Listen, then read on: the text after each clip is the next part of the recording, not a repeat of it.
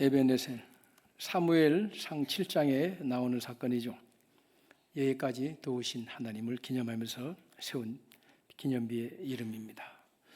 여기까지 도우셨습니다. 앞으로도 도우실 줄로 믿습니다.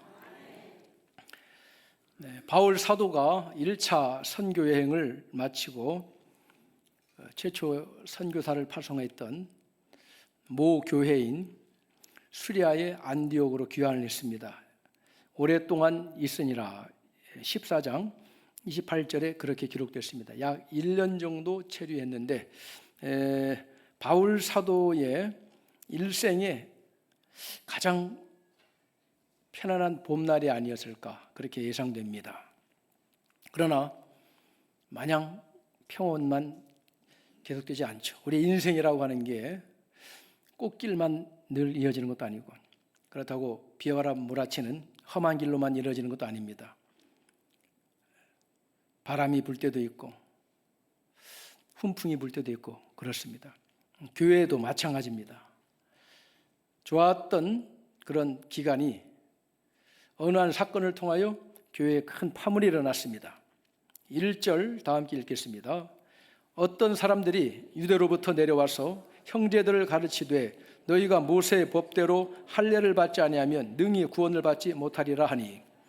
자, 어떤 사람들이 유대로부터 내려온 어떤 사람들이 안디옥 교회에 와서 그 안디옥 교회 대다수의 구성원은 이방인들, 헬라인들입니다. 그들이 예수 그리스도를 믿고 구원받는다고 하는 그들의 그 구원에 대해서 새로운 것을 추가합니다. 우리와 같이 모세의 율법을 따라 할례를 받지 아니하면 구원을 받지 못한다. 그렇게 가르쳤다는 거죠. 노골적으로 가르쳤습니다. 자, 이로 인해서 안디옥 교회에 적지 않은 파장이 일어났어요. 2절 다 함께 읽겠습니다. 바울과 및 바나바와 그들 사이에 적지 아니한 다툼과 변론이 일어난지라. 이게 소소한 문제가 아니었기 때문입니다.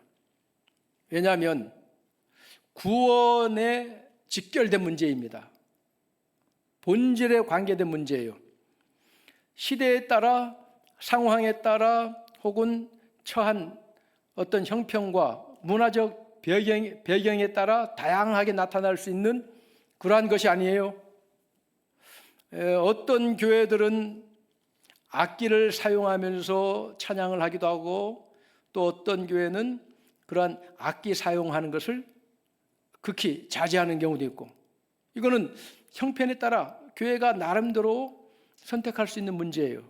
오늘 안디옥 교회에서 적지 않은 다툼과 변론이 일어난 이 문제는 그러한 선택사항이 아니에요. 우리가 구원을 받느냐 못 받느냐에 직결되는 본질에 관계된 문제인 것입니다. 본질과 비본질, 이것을 잘 구별할 줄 아셔야 돼요. 이 본질에 관계된 이 문제, 이것이 큰 논쟁이 됐습니다.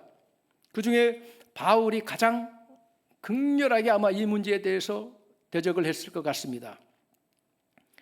이와 유사한 문제가 바울이 1차 전도 여행 때 복음을 전했던 지역 갈라디아 지역에 보내는 편지에도 서두에 이러한 비슷한 문제에 관한 언급을 하고 있습니다. 갈라디아서 1장 7절 8절 다 함께 읽겠습니다.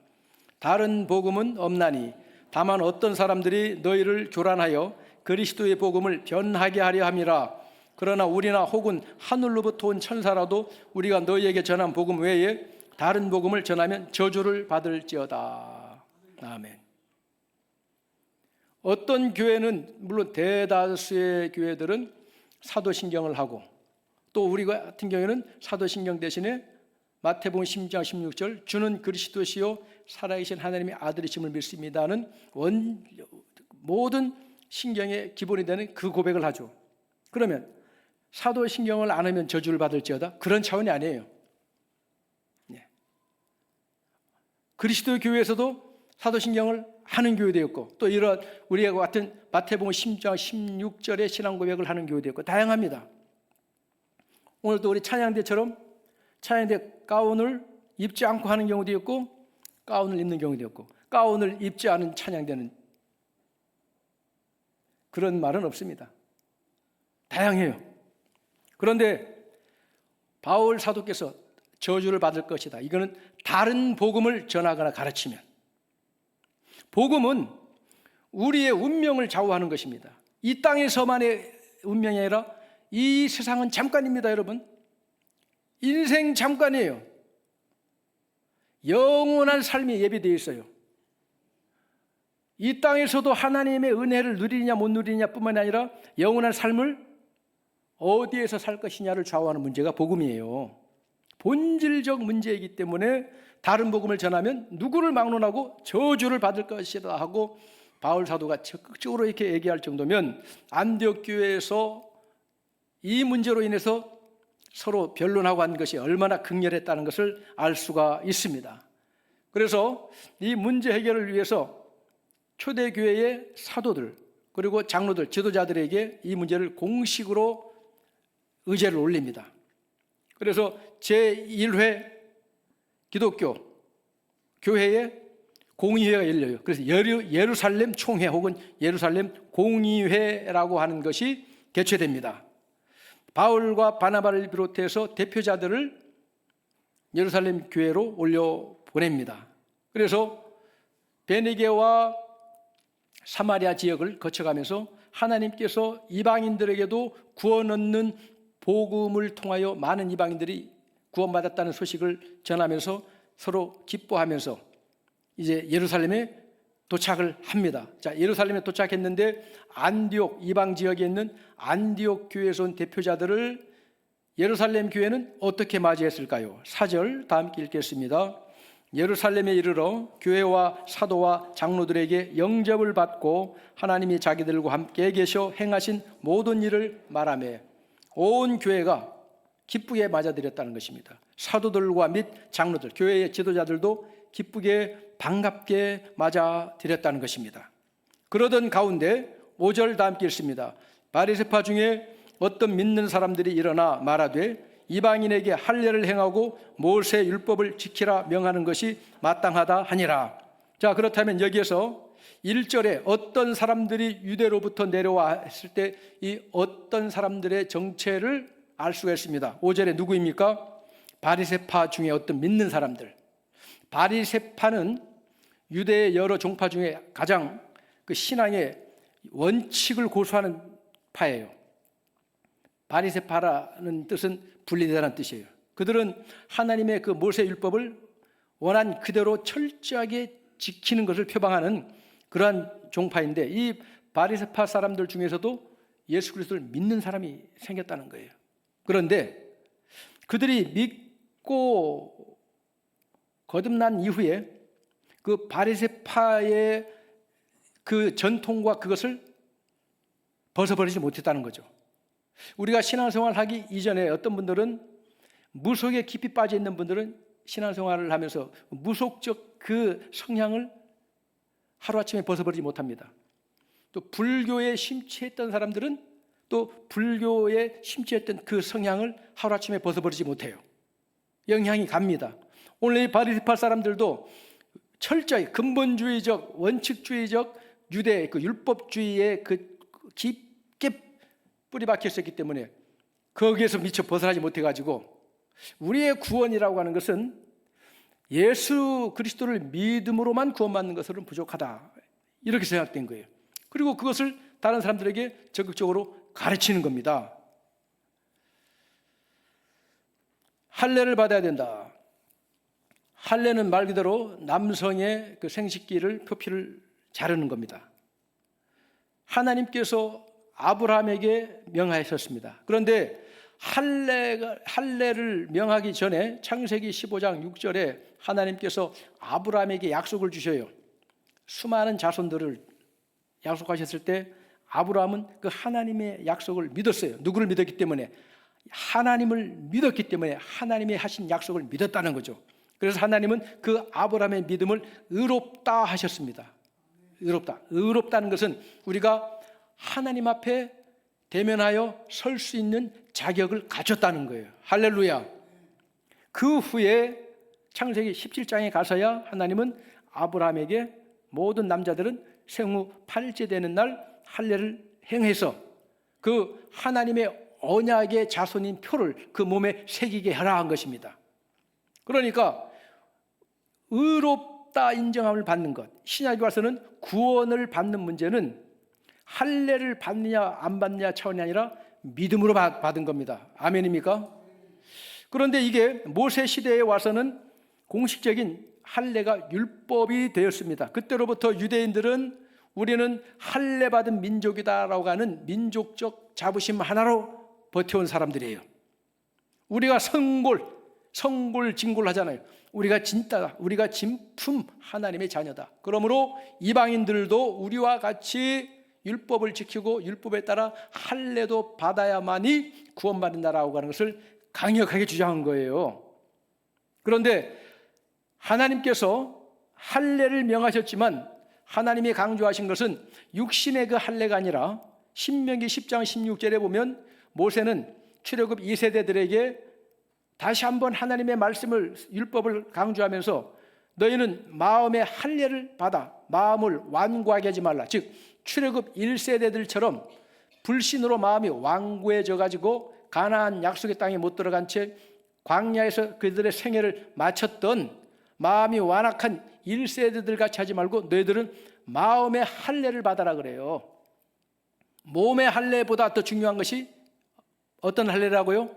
마음의 할례를 받아라 그랬습니다. 마음의 할례를. 그래서 오늘 본문 7절 이하에 보면 예루살렘 공회가 공식적으로 개최되어서 이 문제를 다룰 때 많은 논박이 오고 갔습니다. 그리고 최종적으로 결론을 내리기 위하여 일어선 사람이 누구냐면 사도 베드로였습니다. 베드로 사도가 일어나가지고 이방인들이 내 입에서 복음의 말씀을 들어 믿게 하시려고, 즉 하나님께서 이방인들의 구원을 위해서 나를 도구로 사용하실 때에 어떻게 사용하시느냐, 내 입에서 선포되는 예수 그리스도의 복음을 들어 믿음으로 구원하게 하시려고. 할렐루야. 이게 대단히 중요한 거예요. 로마서 10장 17절 다 함께 읽겠습니다. 그러므로 믿음은 들음에서 나며 들음은 그리스도의 말씀으로 말미암느니라. 믿음으로 구원받는 겁니다. 믿음은 무엇을 믿음으로? 선포된 복음을 들음으로 믿어지는 거예요. 그러나 그 믿음조차도 성령의 역사라는 사실을 우리는 늘 기억해야 될 줄로 믿습니다. 내가 믿었다? 아니요. 믿어지는 게 은혜입니다. 성령께서 내 마음을 열어주셨기 때문에 복음이 들려진 겁니다. 깨달아진 겁니다. 10절에서 베드로 사도는 이처럼 율법을 지켜야만이 구원받는다고 하는 것을 강조하는 사람들에게 하나님을 시험하지 말라라고 경고합니다. 하나님을 시험하지 말라. 자, 하나님을 시험한다는 것은 무슨 뜻이냐? 하나님께서 마련해 놓으신 구원의 방편을 의심하고 불신하는 그런 태도와 행위를 말하는 것입니다. 하나님을 시험하지 말라고 하는 것이요, 유대인들에게는 대단히 심각한 경고가 되는 거예요. 그들은 역사의 과정을 통하여 하나님을 시험하였다가 어떤 일을 당했는지 역사적으로 체험한 민족입니다. 그 대표적인 모델이 된 케이스가 출애굽 1세대들이었죠. 출애굽 1세대들은 애굽에서 놀라운 하나님의 역사로 홍해를 건너서 광야로 들어선 세대 아닙니까? 그런데 그들은 결국 가나안 땅에 여호수아와 갈렙 두 사람을 제외하고는 가나안 땅에 들어가지 못하고 다 광야에서 그들의 생애를 마쳤습니다. 그 원인이 무엇이냐? 고린도전서 10장 9절 11절 다 함께 읽겠습니다. 그들 가운데 어떤 사람들이 주를 시험하다가 뱀에게 멸망하였나니 우리는 그들과 같이 시험하지 말자. 그들에게 일어난 이런 일은 본보기가 되고 또한 말세를 만난 우리를 깨우치기 위하여 기록되었느니라. 광야의 불뱀에 물린 사건뿐만 아니라 광야의 그 여정 가운데서 하나님께서 이스라엘 그 택하신 백성들을 위하여 모든 것을 완벽하게 해주셨습니다. 그럼에도 불구하고 이 이스라엘 백성들이 환경적 낯설은, 즉 처음 경험해 보는 초행길에 불편함이 많을 때마다, 어려움이 생길 때마다 하나님을 원망했어요. 하나님을 불신했어요. 우리를 애굽에 살다가 그냥 애굽에서 죽도록 내버려 두시지 왜 굳이 이 거칠은 광야로 이끌어내서 광야에서 죽게 하느냐? 하나님은 그들을 약속의 땅 가나안으로 들여보내기 위해서 구출했는데 그들은 하나님을 의심하는, 그게 시험하는 겁니다. 하나님을 시험하는 거예요. 하나님을 불신하는 것입니다. 그 대가는 어떻게 나왔다고요? 그들의 세대는 광야에서 다 죽었다. 그래서 오늘 이걸 우리에게 본보기가 되기 위한 사건이다 하는 것을 고린도전서 10장에서는 말씀하고 있는 거예요. 바로 바울 사도께 베드로 사도가 율법, 모세의 율법을 철저히 지켜서 구원받는 것이다 라고 하는 사람들은 오직 예수 그리스도의 십자가 대속의 은혜를 통하여 구원받게 하신 하나님의 구원의 절대적 원리를 불신하는 거예요. 그게 하나님을 시험하는 것입니다. 하나님을 시험하지 말라는 거예요. 사랑하는 성도 여러분, 하나님을 시험하지 마세요. 우리의 삶은 하나님의 절대적 주권 아래 있음을 믿습니까? 살다가 좀 어려운 일 생기면 하나님을 의심하고 불신하면 안 되는 거예요. 믿음은 무엇입니까? 용기입니다. 용기 있는 선택이에요. 감정 따라 믿음은 못 믿습니다. 눈에 보이는 대로 판단해서 믿으라면 못 믿습니다. 믿음은 용기 있는 결단의 선택입니다. 어떤 상황에서도 하나님이 옳습니다.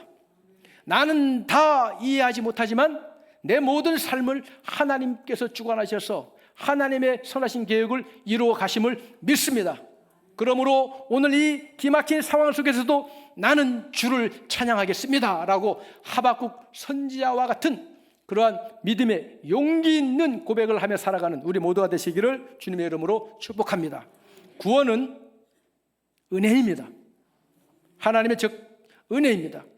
복음이 무엇입니까? 열심을 다하여 율법을 지켜라. 그러면 천국행 티켓을 하나님께서 끊어줄 것이다가 아니고 주 예수를 믿으라 구원을 받으리라입니다. 할렐루야. 예수 그리스도께서 하나님 아버지의 뜻, 즉 우리를 사랑하셔서 우리를 구원하시고자 하시는 하나님 아버지의 뜻을 순종하여 십자가에 죽기까지 순종하심을 근거로 우리를 구원하시는 겁니다. 우리가 율법을 완전히 지켰기 때문에 그 대가로서 구원받는 게 아닙니다. 그러므로 은혜의 반대말은 무엇이냐? 공로입니다. 우리가 직장 생활을 하면서 월급을 받습니다. 그것은 공로입니다. 내가 한 달 동안 성실하게 회사를 위해서 충성했기 때문에 그 대가로 월급을 받는 겁니다.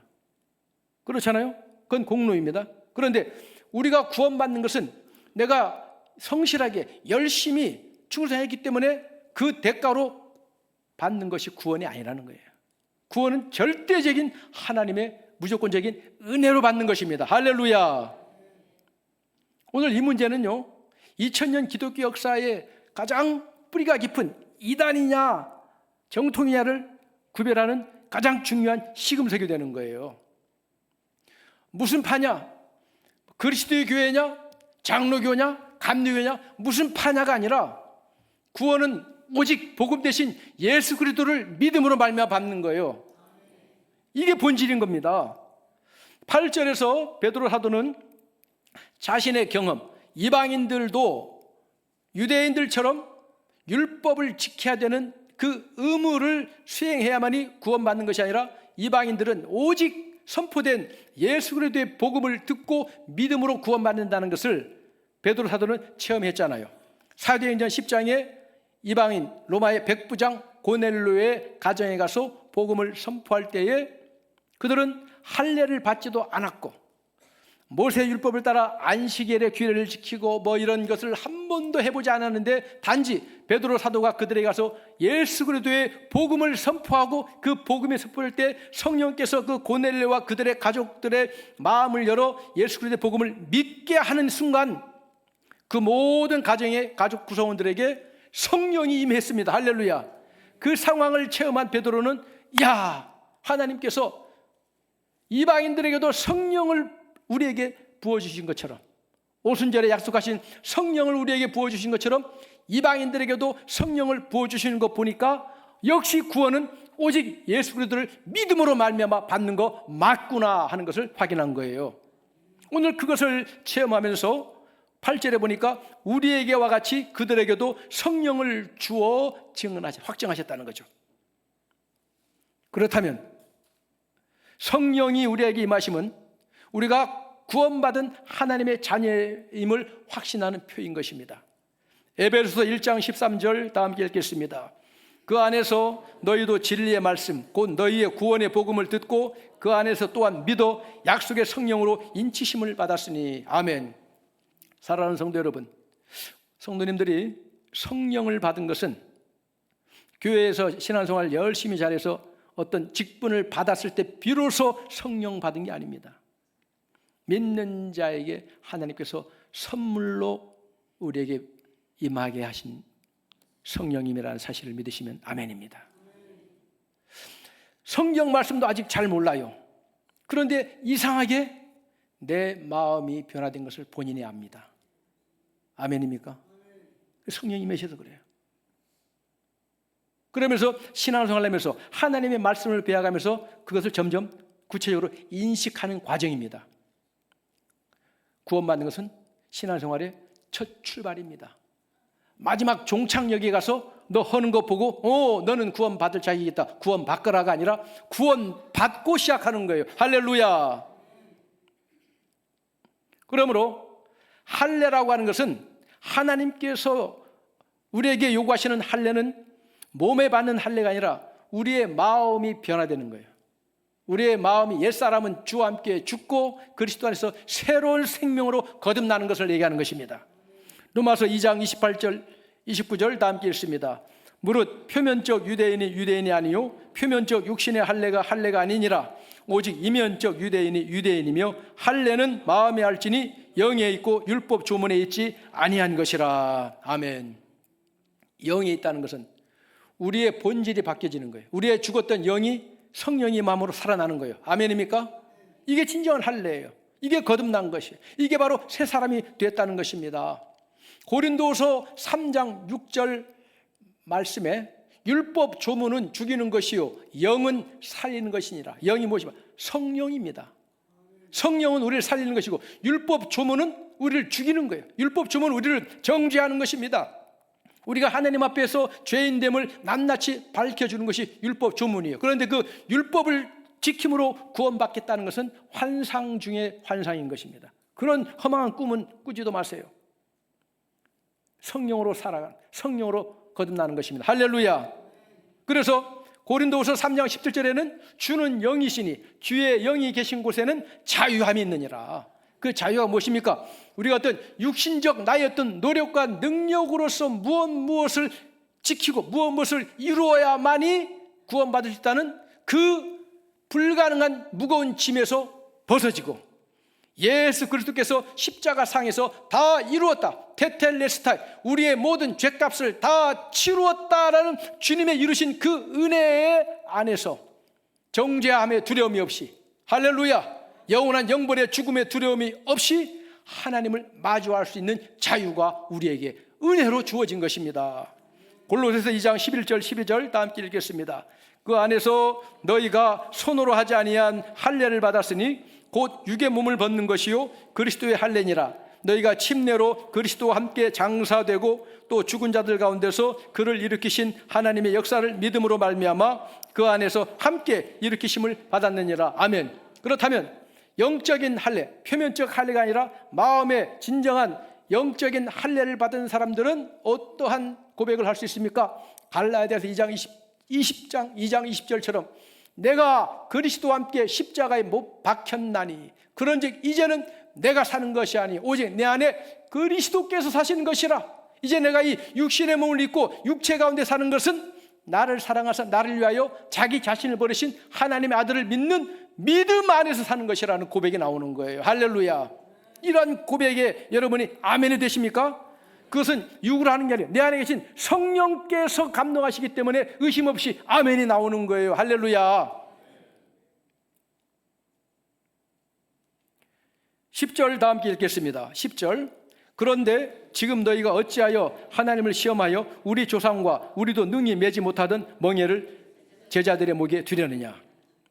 우리 조상과 우리도 능히 매지 못하던, 즉 지금 이 유대주의자들이 모세의 율법을 철저히 지키고 할례를 받아야 구원받는다 하는데, 정작 그것을 가르치고 강조하는 그들뿐만 아니라 우리 조상들도 이 멍에는 매지 못했다. 자기들도 매지 못하면, 즉 율법을 온전히 지킬 수 없다는 것을 누구보다도 율법을 받은 우리가 더 알고 있지 않느냐. 네. 웬만하면 도덕 윤리 선생님 되지 마세요. 그 인간으로 못 지키는 거 본인도 알면서 학생들한테는 지키라 하면 안 되는 거예요. 근데 그걸 하라는 거죠. 예수님께서 바리새인과 서기관들에게 아주 책망하셨습니다. 마태복음 23장 4절 13절 다 함께 읽습니다. 무거운 짐을 묶고 사람의 어깨에 지우되 자기는 이것을 한 손가락으로도 움직이려 하지 아니하며 화 있을진저 외식하는 서기관들과 바리새인들이여, 너희는 천국문을 사람들 앞에서 닫고 너희도 들어가지 않고 들어가려 하는 자도 들어가지 못하게 하는도다. 율법을 지켜라. 바리새인들과 서기관들을 얼마나 강조합니까? 그런데 외식하는 자들아, 자기도 못 지키면서. 그래서 천국문을 닫고, 천국문이 무엇입니까? 천국문은 예수 그리스도를 믿음으로 말미암아 열려진 그 문이에요. 할렐루야. 예수님께서 십자가에서 못 박혀 숨지시는 순간 예루살렘 성전의 휘장이 위로부터 아래까지 찢어 들이대 버렸어요. 이제 하나님과 우리와의 막힌 죄의 담이 허물어진 거예요. 할렐루야. 천국문이 열린 겁니다. 영생의 문이 열린 겁니다. 그런데 예수 그리스도의 복음을 듣고 천국문에 들어가려고 오는 사람들을 정작 이 유대 율법주의자들이 그 문을 가로막고서 잠깐만 서봐. 스톱. 잠깐만 서. 안식일 제대로 지켰나? 할례 받았습니까? 11조 제대로 했습니까? 뭐뭐 했습니까? 하면 100% 한 사람 어디 있어요? 당신 아직 안 됩니다. 아직 안 돼요. 당신 구원 못 받아요. 이렇게 하고 있다는 거예요. 우리가 구원을 받느냐 못 받느냐의 문제 앞에 그 어떤 것도 내놓으면 안 된다는 것을 여러분 기억하시길 바랍니다. 누구보다도 바울 사도가 이것을 가장 먼저 체험한 사람이에요. 이 바울은요, 율법의 의로는 흠이 없는 자라고 당당히 자기를 고백했던 사람이에요. 율법의 의라는 것은 문자로 적힌 율법 조문으로는 100% 지켰다는 거예요. 대단한 사람이죠. 그런데 이 바울을 구원하기 위하여 성령께서 그에게 그 심령의 깊은 것을 확 조명해 비쳤을 때 바울은 비로소 나는 율법 앞에 비춰봤을 때 율법을 철저히 지킨 사람이 아니라 어떤 사람이다? 로마서 7장 24절에 오호라 나는 곤고한 사람이로다. 이 사망의 몸에서 누가 나를 건져내랴. 비로소 깨닫게 된 거예요.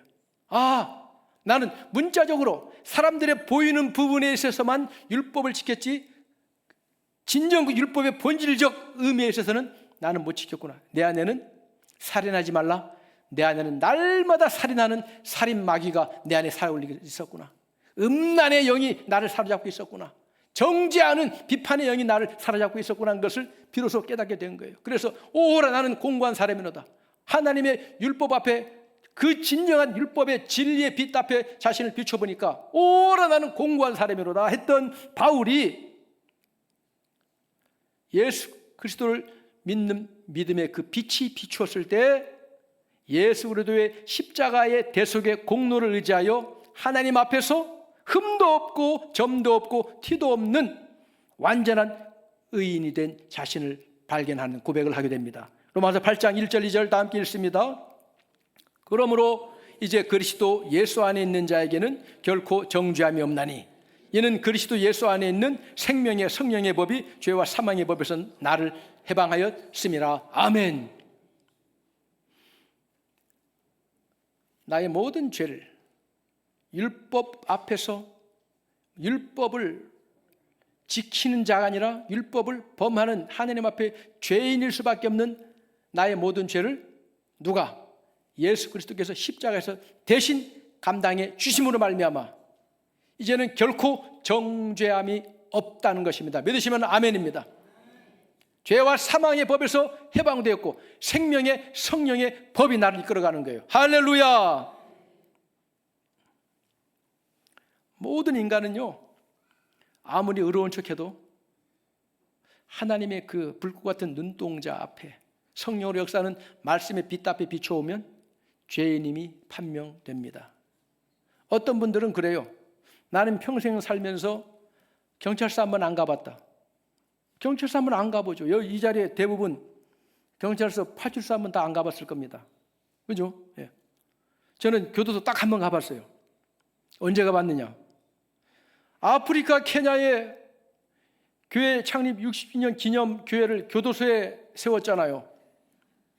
그리고 교도소에 세워가지고 그때 교회 성도 대표 이광규 집사님하고 저하고 둘이가 하여튼 집에서 출발해서 28시간 만에 케냐 나이로비에 도착했어요. 그 멀고 먼 길 가가지고 다음날 케냐 루이르 교도소 교회 봉헌식 참석했습니다. 그러니까 뭐 귀빈이라고 하면서 그 지역에 아주 유지들과 교도소 소장님이 저하고 우리 이광현 집사님을 인솔해가지고 케냐 교도소 그 안내를 이제 딱 하면서 이제 보여주더라고요. 직접 교도소 소장님이. 그래서 거기에 수감됐던 사람들은 다 운동장에 나가게 하고, 그래 그 이글거리는 눈동자 우리를 막 쳐다보는 거예요. 뭐. 가서 여기가 수감 시설입니다. 그 좁은 방에 뭐 250명이 들어가는데 지옥이 따로 없더라고요. 또 식당에 가서 이것이 먹는 밥입니다. 그 아프리카 그 죄수들 먹는 밥도 먹어보고, 또 보니까 에이즈 수용소 따로 있고. 이광규 집사님하고 나는 아프리카 케냐 교도소 감방 동기예요. 그런데 평생을 교도소 들락날락한 사람이나 나는 경찰서 문지방 한번 안 넘어왔던 사람이나 하나님 앞에 서면 다 죄인으로 드러납니다. 내세울 게 하나도 없어요. 저는 목회하면서요, 성도들의 장례식을 천국 환송 예배로 드릴 때가 가장 보람됩니다. 왜? 이 성도님에 대한 하나님께서 맡기신 목양 아닙니까? 책임은 이제 다 했다. 왜? 어디 갔으니까? 어쨌든 천국 갔으니까. 할렐루야. 그걸 언제 확인합니까? 임종에서 확인하는 거죠. 제가 성도님들이 임종의 자리에 함께하면서 뭘 물어볼 줄 아세요? 장로님, 걱정 마세요. 장로님 교회 건축할 때 몇 천만 원 헌금했죠. 걱정 마세요. 장로님 분명 천국 갑니다. 제가 그럴까요? 몇 천만 원 가지고 천국 갈 거면, 아이고. 권사님 걱정 마세요. 권사님 평생 교회에서 봉사했으니까 걱정 마세요. 천국 갑니다. 그럴까요? 아니, 내세울 게 없어요. 막상 그 자리에 서오면. 저희 어머님 마지막 임종 자리에서 그랬어요. 한 3일 정도는 의식을 이제 챙기지 못했어요. 이제 어머니 절대 이제 다시는 어머니 기력 회복 못하겠다니 확신이 오는 거예요. 이제 어머니 임종을 이제 뭘 해야 되잖아요. 기도하는 거죠. 근데 제가 무슨 기도를 했느냐? 어머니 기도하고 어머니에게 이제 어머니 걱정 마세요. 어머니 아들 목사 아닙니까? 목사 아들 때문에 천국 못 가요. 의식을 차리지 못한 채 한 3일 정도 계신 어머니한테 제가 마지막 한 게, 어머니, 왜냐하면 사람이 제일 마지막까지 살아있는 게 청각이에요. 청각. 어머니, 오직 예수님 십자만 바라보세요. 어머니 천국 갑니다. 오직 예수님만 바라보세요. 주님 감사합니다. 감사합니다. 예수님만 바라보세요. 그 얼마나 강조했어요. 그리고는 제가 마지막으로 어머니한테, 어머니 아멘 하세요. 아멘 하세요 했는데 우리 어머니가 말은 못하지만 입을 달싹거리더라고요. 제가 그 모습을 보고는 제가 옆에 있는 우리 아내에게, 여보 됐어 우리 어머니 천국 간다. 할렐루야. 됐어 어머니 천국 간다. 뭘 보고? 예수 그리스도 십자가의 보혈의 공로를 믿는 믿음의 반응을 보고, 어머니 걱정 마세요. 어머니 천국 갑니다. 성도님들 마지막 자리에서 주의 종이 하는 건 그겁니다. 그리스도 복음입니다. 십자가만 바라보세요. 십자가 바라보세요. 눈빛으로 반응하든 입술로 반응하든 아니면 어떤 영적인 분위기로 반응하든 반응이 오면 할렐루야 할렐루야, 이 성도는 장례식이 아니라 천국 환송 예배입니다. 기뻐할지어다. 물론 이별의 아픔은 있죠, 가족들에게. 위로도 받아야 돼. 그러나 그 영혼은 눈 뜨니까 어디? 천국이다. 무엇으로? 주 예수 그리스도를 믿음으로. 할렐루야. 거기에 어떤 것도 붙이지 마세요. 11절 다 함께 읽겠습니다. 그러나 우리는 그들이 우리와 동일하게 주 예수의 은혜로 구원받는 줄을 믿노라 하니라. 아멘. 갈라디아서 3장 26절 28절 다 함께 읽습니다. 너희가 다 믿음으로 말미암아 그리스도 예수 안에서 하나님의 아들이 되었으니 너희는 유대인이나 헬라인이나 종이나 자유인이나 남자나 여자나 다 그리스도 예수 안에서 하나이니라. 아멘. 사랑하는 성도 여러분, 저는요 우리 성도님들 앞에 김창옥 교수처럼 잘 웃기지도 못하고 감동을 주지도 못하고 눈물 나게도 못해요. 그러나 왜 매주일마다 뻔뻔스럽게 이 자리에 서 있느냐? 여러분들의 살고 죽는 문제, 복음을 가지고 있기 때문이에요. 교회에 와서 복음을 들어야 되지. 그 외의 것은 아무런 소용없습니다. 인생의 막다른 곳에 닥쳐보세요. 죽느냐 사느냐, 예수 홍로밖에 없습니다. 믿으면 천국이요, 불신은 영원한 지옥 멸망 아니겠습니까? 이 땅에 살아 있을 때부터 이미 불신자의 삶은 지옥을 예행 연습으로 겪는 삶 아니겠어요? 사랑하는 성도 여러분, 구원은 공로가 아닙니다. 은혜입니다. 확신합니까? 제가 다시 한번 질문합니다. 구원은 은혜인가 공로인가? 제가 오늘 이 설교 패러디를 어디서 했냐면, 극한 직업이라고는 코미디 영화에서 이런 대사가 나와요. 이제까지 이런 맛은 없었다. 이것은 갈비인가 통닭인가? 여기에 딱 창언되더라고요. 맞다. 헷갈리지? 열심을 다해야 구원받는다. 헷갈려요. 율법 지켜야 구원받아. 뭐 해야 구원받아? 헷갈립니다. 헷갈리면 안 됩니다. 구원은 은혜인가 공로인가? 은혜입니다. 은혜예요. 감사할 것밖에 없어요. 우리 하나님 앞에 감사의 박수 한번 돌리겠습니다. 할렐루야. 기도하시겠습니다.